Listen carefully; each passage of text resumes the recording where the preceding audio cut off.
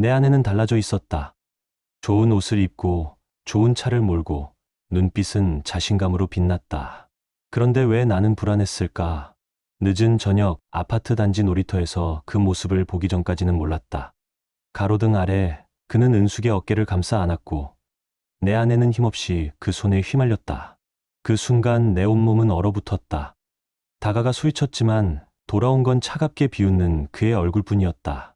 나는 그날 이후 모든 것을 잃은 기분이었다. 부산 인근 군민체육대회 무대에 섰습니다. 간이 천막 아래 달린 전등은 희미하게 깜빡거렸고 스피커에서는 잡음이 끊이지 않았습니다. 사람들은 김밥을 나눠 먹으며 수다를 떨었고 아이들은 무대 앞을 뛰어다녔습니다. 내가 노래를 부르는 동안에도 시선은 제게 머물지 않았습니다. 노래가 끝났을 때 박수 소리는 흩어졌고 이내 사회자가 마이크를 잡으며 말했습니다. 자, 이제 기다리시던 경품 추첨 들어갑니다. 순간 사람들의 표정이 환하게 바뀌었습니다. 나는 무대 위에서 마이크를 내려놓으며 씁쓸하게 웃었습니다. 끝내 제 노래를 버리지 않았지만 무대는 점점 더 좁아지고 있었습니다. 행사를 마치고 대기실에 앉아 휴대폰을 켰습니다. 작은 화면 속 뉴스에는 친구 진우가 나와 있었습니다. 트로트 가수 하진우, 전국 투어 콘서트 전성 매진, 현란한 조명 아래 수만 명이 야광봉을 흔들며 환호하는 장면이 흘러나왔습니다. 진우는 무대 위에서 환한 미소를 짓고 있었습니다. 나는 화면을 오래 바라보다가 그 순간 제 결혼식 날이 떠올랐습니다. 예식장 단상 위에 서서 축가를 부르던 진우의 모습이 눈앞에 선명히 그려졌습니다. 오늘 이 노래로 내 가장 친한 친구의 결혼을 축복합니다. 그때 은숙과 나는 서로의 손을 꼭 잡고 눈물을 훔쳤습니다. 진우의 목소리가 울려 퍼지던 순간 모든 하객들이 감동에 젖었고 제 마음 역시 따뜻함으로 가득했습니다. 그때만 해도 우리는 같은 길을 걷는 친구들이라 믿었습니다. 하지만 지금 그는 전국구 스타가 되어 있었고 나는 여전히 지방 무대에 서 있었습니다. 며칠 뒤 진우가 방송 촬영차 부산에 내려왔습니다. 은숙과 함께 약속 장소로 나가니 이미 진우가 먼저 와 있었습니다. 넓은 창가 자리에 앉아 있던 그는 한눈에 봐도 달라져 있었습니다. 머리부터 발끝까지 세련된 분위기. 방송에서 보던 그 모습 그대로였습니다. 남수야, 내 결혼식에서 불렀던 축가 아직도 생각난다. 그날 내가 괜히 망치면 어쩌나 해서 전에 화장실에서 목을 수십 번 풀었어. 진우는 웃으며 술잔을 내밀었습니다. 은숙도 함께 웃었지만 눈빛에는 존경과 부러움이 묻어났습니다. 술자리는 곧 진우의 성공담으로 채워졌습니다. 이번에 음반이 초도 물량 다 나갔어. 전국 투어는 전성 매진이야. 솔직히 나도 이렇게 빨리 잘 될 줄은 몰랐지. 그는 소탈하게 말했지만 그 소탈함조차 자신감으로 빛나 보였습니다. 은숙은 진지하게 물었습니다. 진우 씨, 그렇게 바쁘면 가족은 괜찮으세요? 너무 피곤하지 않으세요? 괜찮아요. 방송국 스케줄도 재밌고 무엇보다 사람들이 내 노래를 따라 불러줄 때 그게 제일 큰 힘이 돼요. 은숙의 눈이 순간 반짝였습니다. 옆에서 나는 말없이 잔을 만지작거리며 시선을 피했습니다. 진우가 갑자기 은숙을 바라보며 말했습니다. 재수 씨, 예전에도 예쁘셨지만 지금은 더 매력 있게 보이세요. 아마 남수가 옆에서 잘 챙겨줘서 그런 거겠죠? 은숙은 손사래를 치며 웃었지만 얼굴이 붉게 물들었습니다. 야, 오랜만인데 노래방에 가서 신나게 한번 놀까? 남수 노래 실력도 궁금하고. 진우가 제안했고 우리는 근처 노래방으로 향했습니다. 첫 곡은 진우였습니다. 그가 마이크를 잡자 화면 속 가사는 그의 히트곡으로 바뀌었습니다. 방 안은 금세 들썩였고 은숙도 손뼉을 치며 호응했습니다. 진우의 목소리는 대중이 좋아할 만한 멜로디와 리듬으로 채워져 있었습니다. 옆방에서도 따라 부르는 소리가 흘러나왔습니다. 이내 제 차례가 되었습니다. 나는 오래전부터 불러오던 제 노래를 골랐습니다. 첫 소절이 울려 퍼지는 순간 분위기는 단번에 바뀌었습니다. 진우도 은숙도 말없이 저를 바라봤습니다. 기계음이 아닌 무대를 가득 채우던 그때의 울림이 그대로 방 안을 메웠습니다. 곡이 끝나자 기계는 무심하게 점수를 띄웠습니다. 93점. 숫자는 단순했지만 방 안의 공기는 묵직했습니다. 진우가 웃으며 박수를 쳤습니다. 야, 넌 역시 다르다. 내 목소리는 진짜 변함이 없다. 은숙이 입술을 꼭 깨물며 손뼉을 쳤습니다. 그 표정만으로도 제 노래가 진우보다 뒤처지지 않는다는 걸 그녀가 잘 알고 있음을 느낄 수 있었습니다. 하지만 손뼉 소리는 힘이 없었습니다. 자기야, 노래는 정말 최고야. 은숙이 웃으며 말했지만 눈빛은 흔들리고 있었습니다. 아마도 제 노래가 대중과 이어지지 못하는 현실이 그녀를 더 답답하게 만든 게 아닐까 생각했습니다. 은숙은 결국 억지로 웃는 얼굴로 잔을 들었고 나는 그 웃음을 모른 척 바라봤습니다. 늦은 밤 집에 돌아왔습니다. 책상 위에는 밀린 공과금 고지서가 어지럽게 쌓여 있었습니다. 은숙이 주저하다 조심스럽게 말했습니다. 자기야, 진우 씨도 그렇고 다들 자기 길을 찾아서 성공하잖아. 당신도 조금만 달라질 수 없을까? 나는 고개를 저었습니다. 나는 내 노래를 버릴 수 없어. 그게 내가 살아온 길이야. 은숙은 대답 대신 한숨을 내쉬며 방으로 들어갔습니다. 남겨진 나는 고지서를 바라보다 눈을 감았습니다. 노래방에 울려 퍼졌던 제 목소리와 좁은 무대의 잡음이 뒤섞이며 제 마음을 무겁게 짓눌렀습니다. 은숙은 새로운 장사를 시작했습니다. 이미테이션 가방, 지갑 액세서리. 자기야, 이거 똑같이 생겼는데 훨씬 싸. 사람들이 다 좋아할 거야. 나는 시큰둥했지만 지인들이 앞다퉈 물건을 사갔습니다. 며칠 사이 집안은 상자들로 발 디딜 틈이 없었고 현금이 오가기 시작했습니다. 은숙은 오랜만에 얼굴이 환해졌습니다. 나는 속으로 이게 얼마나 가겠나 싶었지만 그녀의 눈빛만은 흔들림이 없었습니다. 집에서만 팔 수는 없어. 가게를 내야지. 은숙이 진지하게 말했습니다. 우리가 가진 돈으론 부족하잖아. 나는 고개를 저었지만 은숙은 단호했습니다. 집 전세 보증금 담보로 대출받자. 기회는 지금이야. 안 하면 평생 후회할 거야. 결국 은숙은 전세보증금을 담보로 대출을 받아 작은 점포를 임대했습니다. 간판을 달고 문을 열자 손님들이 몰려들었습니다. 사장님, 이거 색깔 예쁘네. 얼마예요? 여기 물건 참 괜찮다. 가게는 늘 북적였고 은숙은 특유의 친화력으로 손님을 붙잡았습니다. 장사는 순조로웠습니다. 저도 그 활기를 보며 잠시 마음을 놓았습니다. 그러던 어느 날 은숙이 전화를 붙잡고 얼굴이 굳었습니다. 뭐라고요? 창고가 단속에 걸렸다고요? 그럼 언제 다시 물건이 들어와요? 납품처가 대대적인 단속에 걸려 S급 물건의 공급이 끊긴 것이었습니다. 가장 잘 팔리던 최고급 물건이 단숨에 사라졌습니다. 어쩔 수 없어. A급이라도 받아서 버텨야지. 은숙은 흔들림 없이 결정을 내렸습니다. 그러나 손님들의 눈은 냉정했습니다. 지난번이랑 다르네. 색감이 싸 보여. 요즘 인터넷에서도 더 좋은 게 많다던데. 사람들은 물건을 만져보다가 고개를 젓고 나갔습니다. 한때 발 디딜 틈 없던 가게는 점점 썰렁해졌습니다. 은숙은 억지 웃음을 지으며 손님을 붙잡았지만 매출은 눈에 띄게 떨어졌습니다. 가게 안의 활기는 빠르게 사라졌습니다. 나는 구석에 앉아 그 모습을 바라보며 속으로 한숨을 삼켰습니다. 몇 달 뒤 집안 식탁 위에는 밀린 월세 고지서와 대출 상환 통지서가 함께 놓여 있었습니다.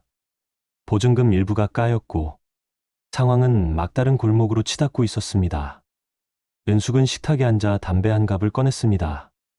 임신하며 끊었던 담배였습니다. 그녀는 불을 붙이고 깊게 빨아들였습니다.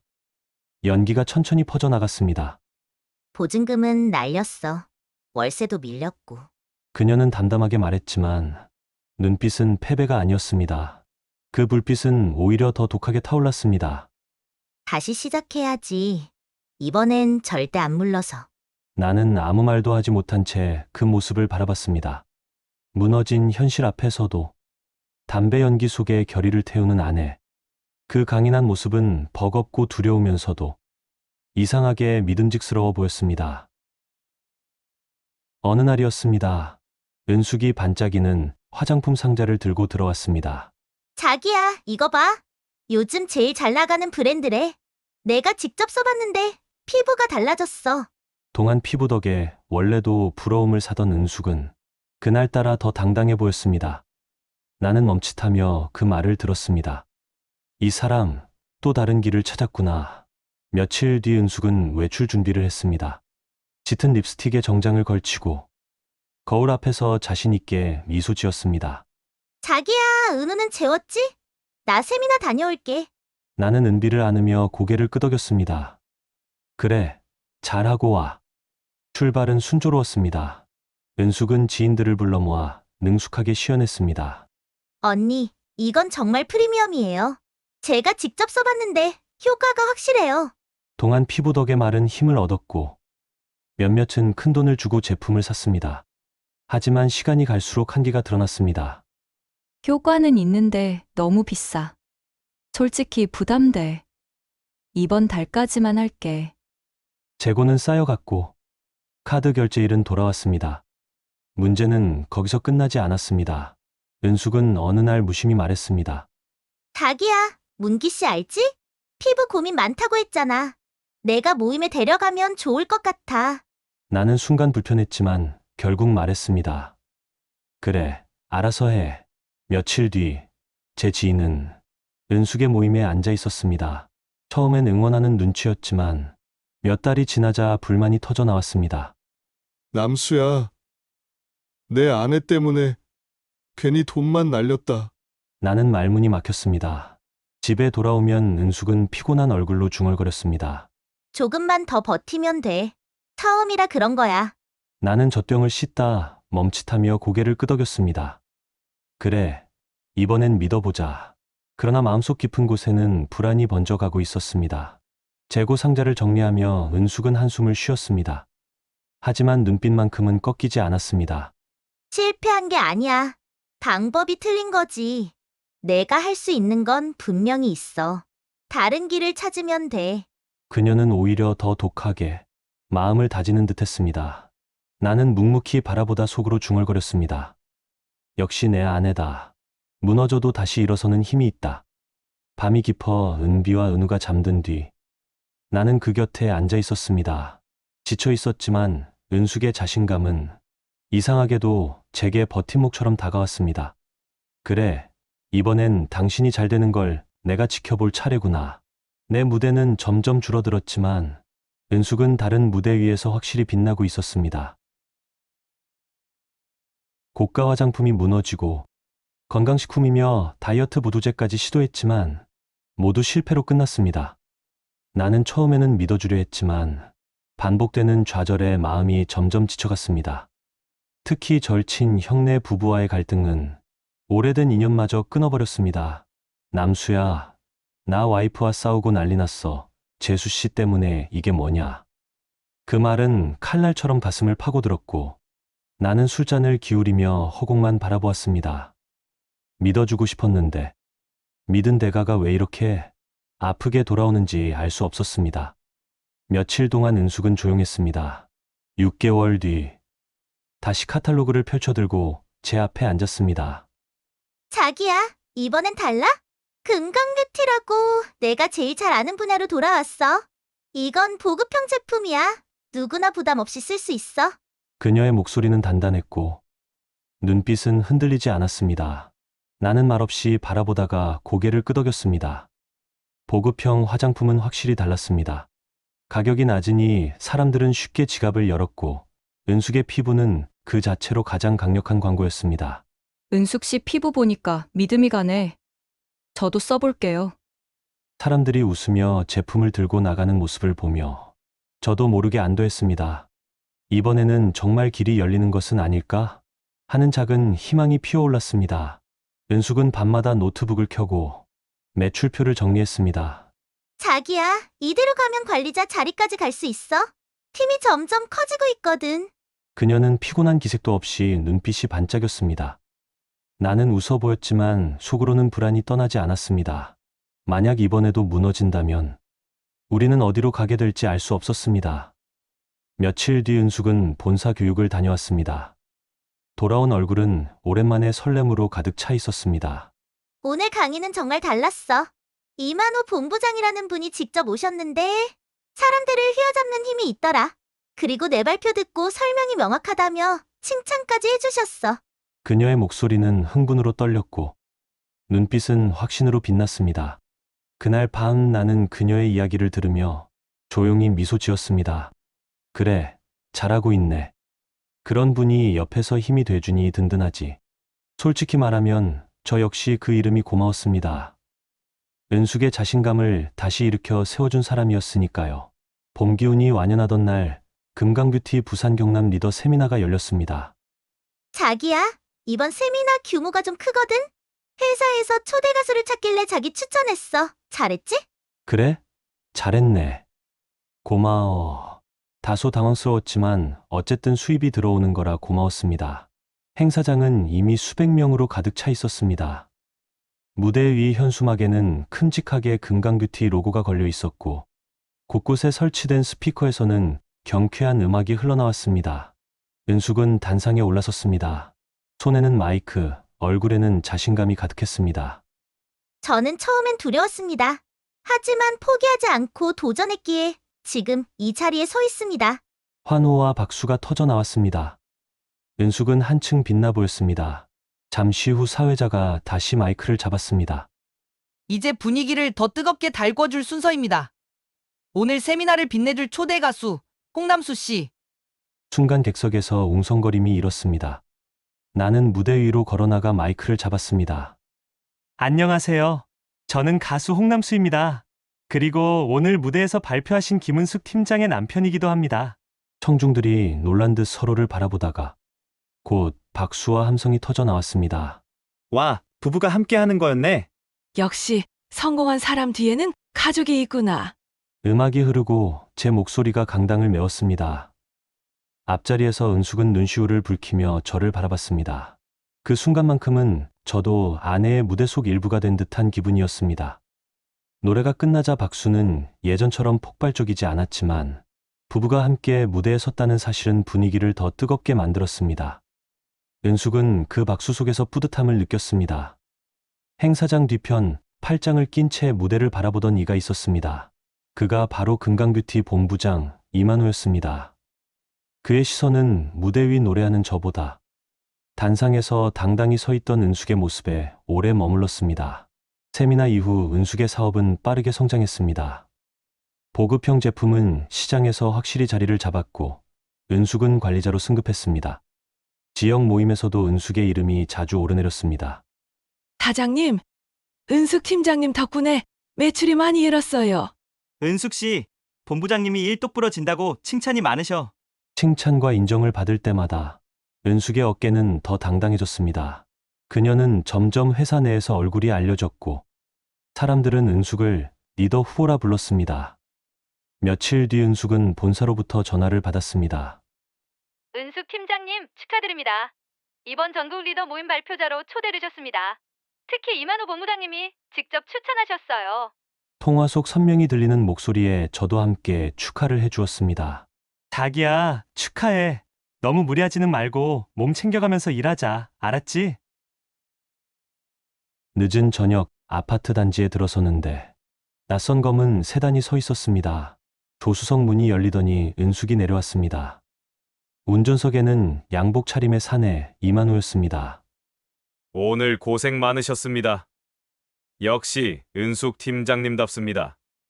그는 여유로운 미소를 지었습니다. 나는 순간 걸음을 멈췄습니다. 은숙이 서둘러 다가와 말했습니다. 자기야, 본부장님이 세미나 준비 때문에 늦어서 집까지 태워주신 거야. 나는 억지로 미소를 지으며 고개를 숙였습니다. 고맙습니다. 괜히 수고 끼쳤네요. 이만호는 제 손을 꽉 잡으며 말했습니다. 아닙니다. 앞으로도 은숙 팀장님이 크게 될 분이니까요. 남편분도 든든하게 지켜봐 주셔야죠. 말은 공손했지만 그의 눈빛에는 묘한 우위가 담겨 있었습니다. 순간 가슴 깊은 곳에서 알 수 없는 거부감이 밀려왔습니다. 은숙이 제 팔을 붙잡으며 재촉했습니다. 자기야, 들어가자. 차가 떠나는 뒷모습을 바라보며 나는 속으로 중얼거렸습니다. 저 사람 왜 이렇게 불편하지? 거실 한쪽에 캐리어가 놓여 있었습니다. 정장과 구두, 화장품 파우치까지 짐이 가득했습니다. 나는 캐리어를 보며 물었습니다. 짐이 왜 이렇게 많아? 오늘 집에 안 와? 은숙은 환하게 웃으며 대답했습니다. 전에 말했잖아. 오늘부터 1박 2일로 전국 리더 세미나에서 발표가 있어. 내일 일정 마치고 내려올 거야. 아, 그렇구나. 응. 이번이 정말 큰 기회야. 잘하면 내 팀이 크게 성장할 수 있어. 본부에서도 나를 주목해주고 있고. 그녀는 들뜬 목소리로 짐을 챙기며 말했습니다. 자기야, 내일 돌아오면 내가 새로운 소식 전해줄게.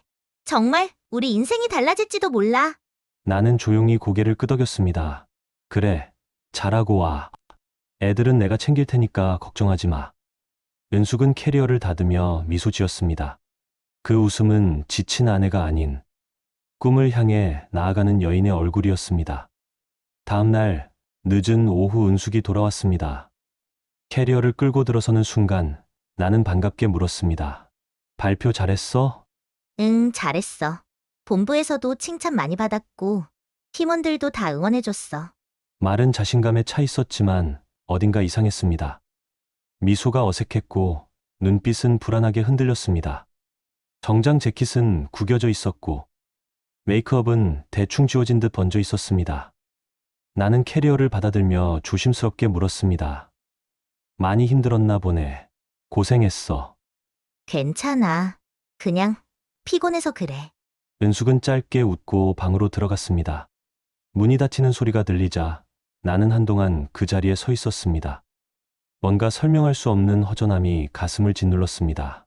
분명 축하받아야 할 자리였을 텐데 그녀의 얼굴에는 승리의 빛 대신 무거운 그림자가 드리워져 있었습니다.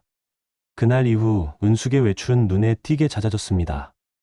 이번 주는 마산 세미나가 있어.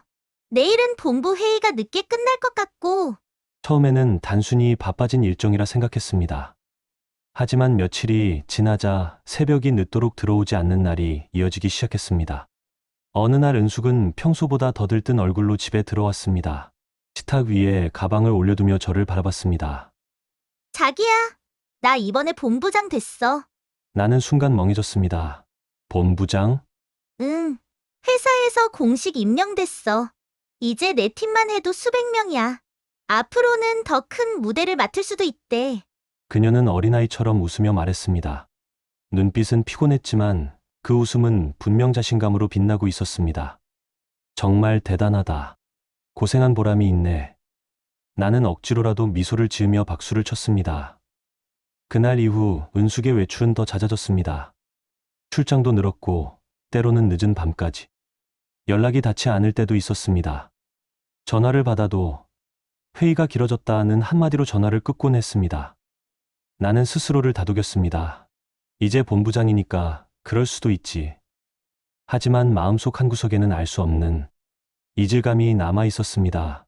더 좋은 차를 몰고 더 좋은 옷을 입는 은숙의 모습이 자랑스럽기도 했지만 그 이면에서 뭔가를 놓치고 있는 건 아닐까 하는 생각이 자꾸만 떠올랐습니다. 공연을 마치고 집으로 돌아오던 날이었습니다. 아파트 단지 놀이터에서 웃음 섞인 말소리가 들렸습니다. 가로등 불빛 아래 은숙과 이만호의 모습이 보였습니다. 그는 은숙의 어깨를 감싸며 가까이 끌어당기고 있었습니다. 은숙은 몸을 빼려는 듯 했지만 곧 힘없이 그의 손에 휘말렸습니다. 그 장면을 보는 순간 제 온몸이 얼어붙었습니다. 은숙아! 내가 소리치자 두 사람이 동시에 고개를 돌렸습니다. 은숙의 얼굴이 창백해졌고 이만호는 순간 표정을 굳히더니 비웃듯 짧게 웃었습니다. 오해하지 마십시오. 그냥 얘기 중이었습니다. 그는 말을 남기고는 황급히 주차된 차 쪽으로 달려갔습니다. 검은 세단의 문이 닫히는 소리가 들렸고 곧 불빛이 꺼지며 멀리 사라졌습니다. 남겨진 은숙은 아무 말도 하지 못했습니다. 어깨는 헐떡이며 들썩였고 손은 떨리고 있었습니다. 나는 다가가 캐묻고 싶었지만 목구멍에서 말이 막혔습니다. 집으로 돌아와 나는 화를 억누며 물었습니다. 대체 무슨 일이야? 왜 그 인간이랑 거기 있었던 거야? 은숙은 얼굴이 새파랗게 질려 있었지만 억지로 목소리를 냈습니다. 자기야, 오해하지 마. 난 그냥 우리 가정을 지키려고 한 거야. 가정을 지킨다고? 지금 그게 말이 돼? 맞아. 나도 알아. 내가 잘못했어. 그런데 내가 아니면 우리 어떻게 버텼겠어?